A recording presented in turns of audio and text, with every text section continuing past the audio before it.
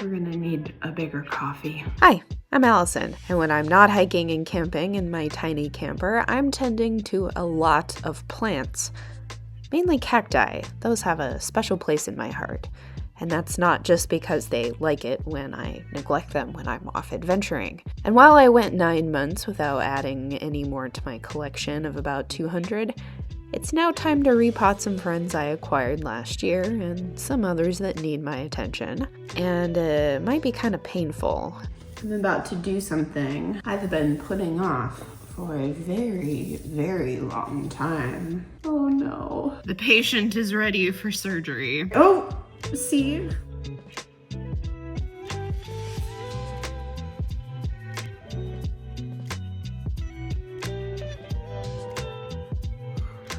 Let's start with a confession. It has been 9 months since I last bought a houseplant. Yesterday, I went to the garden store needing to buy some cactus and succulent potting mix because, well, 9 months ago, I bought some more cacti and now they're ready and acclimated to be planted. And I got, of course. We are going to kick off another repotting session with my newest cactus. Here's the special lady. Do you know what this is? I don't know the scientific name for it off the top of my head, but this is a booby cactus. We're gonna kick off this shindig replanting the booby cactus after I've had some coffee. There's packing peanuts that have worked their way inside the pot here. Oh, there's another one. Poor guy. We don't have fantastic root structure here, so this small pot is better. When repotting cacti especially, I try to follow roughly the 80% rule. The plant's roots should take up about 80% of the pot. This means that when watered regularly, in my case, I check and water my cacti every time I pay my mortgage so I don't forget, they won't dry out in the case of too little dirt to root ratio. And, more importantly, they won't sit in damp soil for too long when there's too much dirt to root ratio. Why do you suppose so many cacti and succulents and, I don't know, maybe plants in general, but I know this to be true for many cacti and succulents. Why are so many of them named for human genitalia? Riddle me that.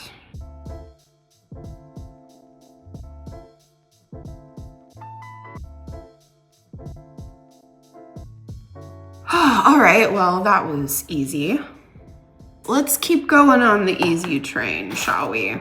What do we have here? The tag is extremely smudged. Then a cactus we're missing 2 letters here. I'm just gonna put it on the screen. I've never had one of these, but I think the ridges in it are absolutely adorable and fascinating. It has grown just a tiny, tiny bit since I bought it 9 months ago. These spines do not feel like they are barbed, which is good.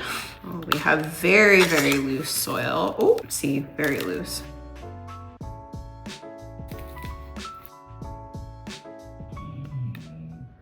Looks like a little octopus. Jellyfish.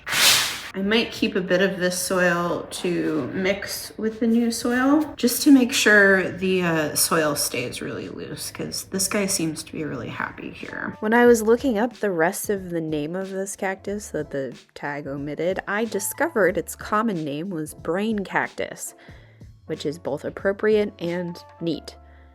It also never has fewer than 120 of those ribs that give it its brain-like texture.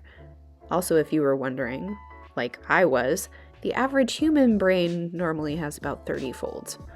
I was just about to say it hasn't stabbed me yet, and then it very suddenly stabbed me.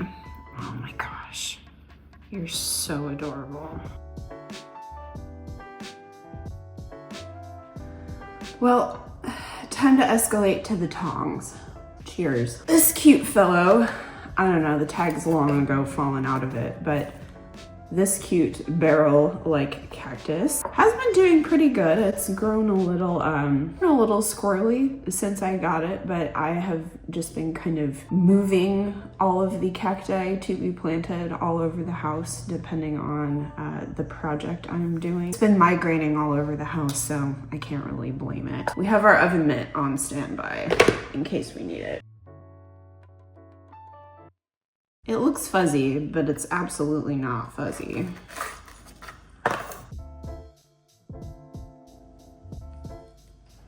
Okay, I'm not squeezing it. I'm just letting it rest on the tongs. I'm not actually gripping it.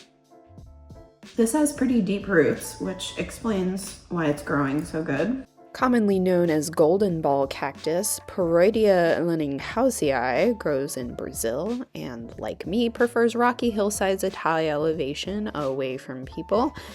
It does not like drinking heartily at any time, so I've kept it at the back of one of my cactus shelves to avoid showering it with too much attention. We might not be perfectly centered in the pot, but that's nothing new around here. It looks even funkier at the base, actually. You're pretty funny looking, you know that, buddy? You're cute, though. You're my kind of funny looking. It's all right. You know, I'm getting more slivers from the soil than I am stabbed by the cactus. Good. We made it. No spines.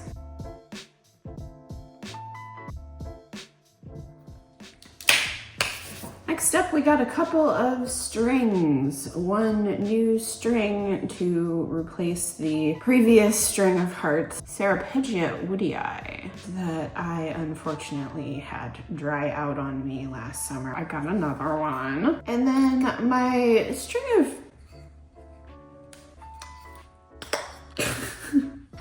of turtles, it got a bit leggy. A couple of chunks of it have dried out, so I'm going to downsize its pot to let it recover a little bit.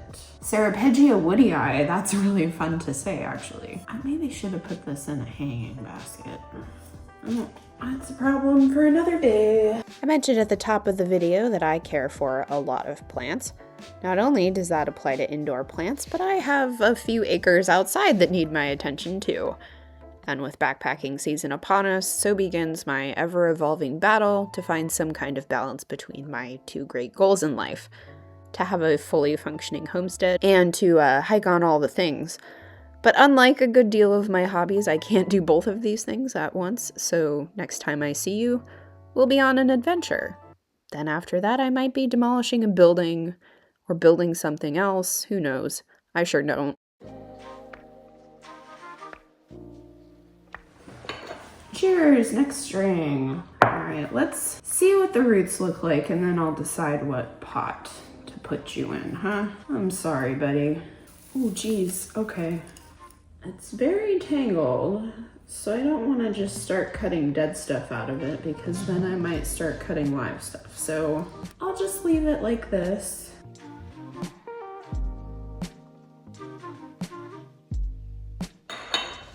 This is adorable, and I've had it for 9 months and it hasn't died yet. It has actually produced some more little babies here. Haworthia pygmaea. So let's see if when I repot it, I don't kill it.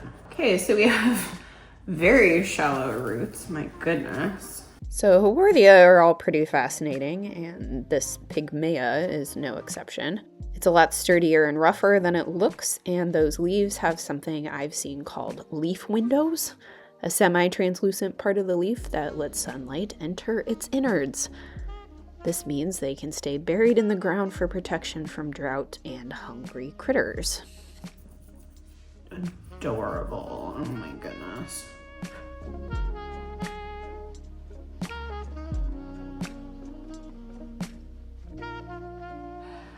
The design of this plant is not very conducive to repotting. It's not very conducive to movement. It's not very conducive to even being breathed on or looked at. And I'm afraid sitting here, it's going to drop all of its leaves because it dropped most of its leaves in shipping already. This is Andromyces triflorus, or calico hearts. It has very adorable foliage, but incredibly delicate. They are extremely end heavy and they connect to the stem of the plant through an extremely tiny little joint here. It has lost some leaves when I moved it, and I bumped it and it lost a cluster of leaves. So I'm hoping if I very delicately replant this, these leaves will root if I put this in the dirt. See? I don't know what to do. It's so delicate. Oh, see, here's another root. Although, ooh. See, this stem got buried in the dirt and now it's got some good roots. So that's encouraging. Oh my gosh, this is so delicate. That seems appropriately sized for what I want to accomplish here. I'm gonna mix it with the new soil so we're not like drastically changing its environment, because if its roots are as delicate as its leaves, it's gonna throw a tantrum. I don't wanna move my hand. I'm so scared I'm gonna bump one of these leaves and it's gonna fall off. I don't wanna use a tool either. It's best to use my fingers so I can be very delicate. You're real cute though. Gosh, you're a pain. You're so fussy, but you're so cute. Kind of like a certain puppy I know. I'm not gonna say her name or she'll wake up from her nap. Oh, you make me nervous. Cute. All right, watch this works out really well and I end up with a pot crammed with these things, and I have to do this again at the end of the summer. We did it.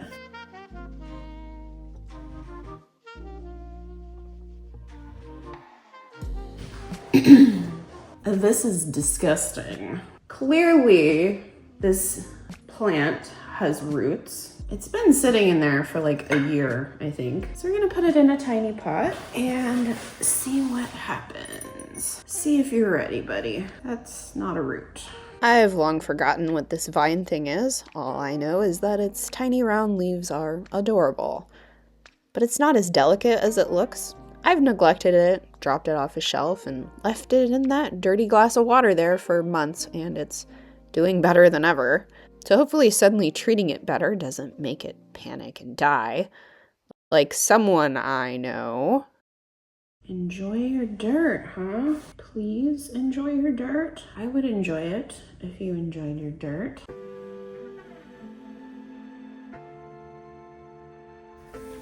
Oh, I'm about to do something I've been putting off for a very, very long time. What am I supposed to do with this? From far away, this cactus looks harmless, but all of these little tufts here are full of sticky, prickly, irritating hairs that embed themselves absolutely everywhere. Me standing here breathing on it is risky. I'm not entirely sure how to approach this problem. Clearly, we have some dead roots above the soil. Opuntia polycantha, likely winter hardy. Okay.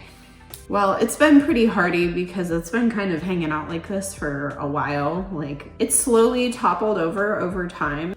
It's still trying to thrive, and I can't decide if I should just prop it up or if I should take 2 cuttings. I don't know. This is why I have the oven mitt though. And the last time I used an oven mitt to plant this plant, I had to throw away the oven mitt because I couldn't get the spines out of the oven mitt. This oven mitt had an unfortunate encounter with my mandolin, so if I were to need to get rid of it, it wouldn't break my heart all that much because it's already taken damage. So, I don't know, maybe I should check out what the roots are like.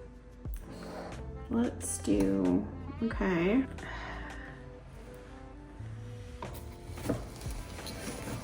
What are your roots like, my friend? We cannot sustain a plant on these roots. This cactus is in the process of dying, but it's doing pretty good up top. So I think we're gonna need to do some cuttings, and then we'll plant the cuttings. Let's do that. Oh no, it's stuck in the glove. Oh no, okay. This is what I didn't want to do. Okay, first of all, look at the spines in this glove right now. Look at that. The patient is ready for surgery. I think what I'm going to do is cut a very long chunk here, and we're gonna plant above this joint, so roots should come out from this joint.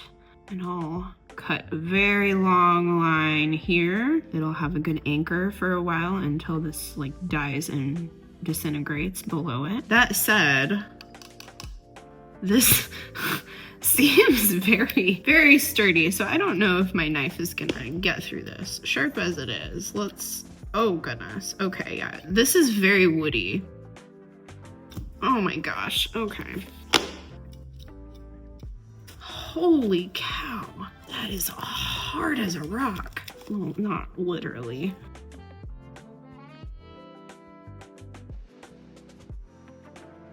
It kind of smells.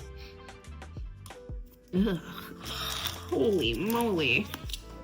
Okay, well now there are thousands of irritating hairs everywhere. That's fantastic. I should have done this last. This oven mitt might be done for. Ow. So it begins. So far, I feel like this is going well. Now I just need to remember to not touch anything. I think we need to shorten this just a little bit. There are a lot of evocative names for the Opuntia polycantha, including starvation prickly pear, hairpin cactus, and Great Plains prickly pear. I just call them whatever swear word comes to mind while I'm pulling itchy, stabby hairs out of my skin. I've had this cactus for about 7 years, sitting far away from where it might be bumped, breathed on, and even perceived most of the time. I bought it in a small off-grid greenhouse in Oregon. I'm sure was a front for some kind of illegal operation. It's one of my fonder plant shopping memories. Well, one down, one to go, huh? I think this is the most stressful thing I'm gonna do all week. I'm gonna feel so much better when this is done. I have been putting this off for so long. As you can see why. Oh my gosh, this godforsaken chore is done. Hallelujah. And I'm not full of stinging, irritating hairs. Just the one under my fingernail right now that's driving me insane.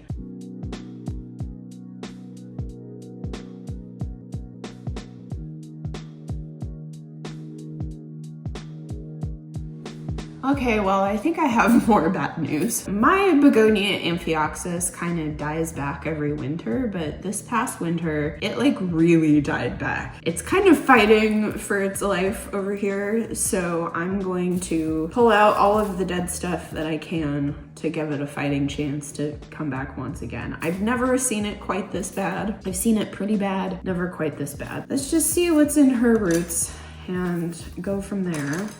Well, we do have a lot of roots. Unfortunately, I don't think they're, well, no, we've got some healthy roots. So let's just get rid of all the dead junk, all the nasties. As a curly-haired person, I can relate to having to brush all the dead junk out of your hair every so often. Where's that knife?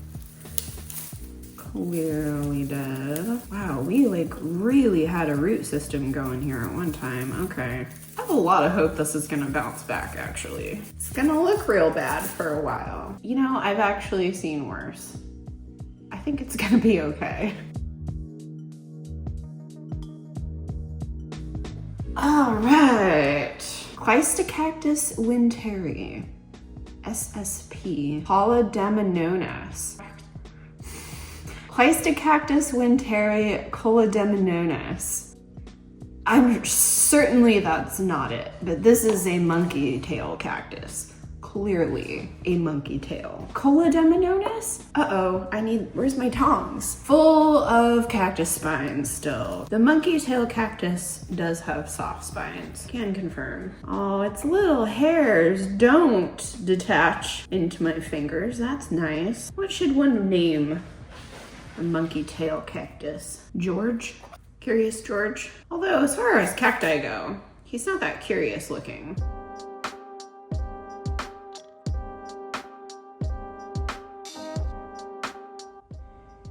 Euphorbia obesa.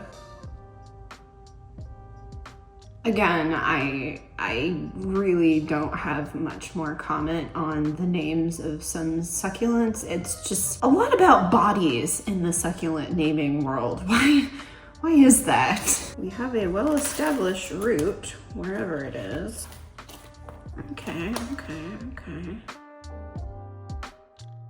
You are just the cutest stinking thing. Oh, let's take the plug hole out of this pot. Come on, come out of there. Why is this so difficult? Should not be this difficult to take a plug hole out of a pot. I'm sorry, what plants don't need a drain hole? What plants am I missing in my collection that beg to not have a drain hole? Oh, finally. Sorry about that, buddy. Very cute, very cute. Not centered in the pot, but you know how it goes around here.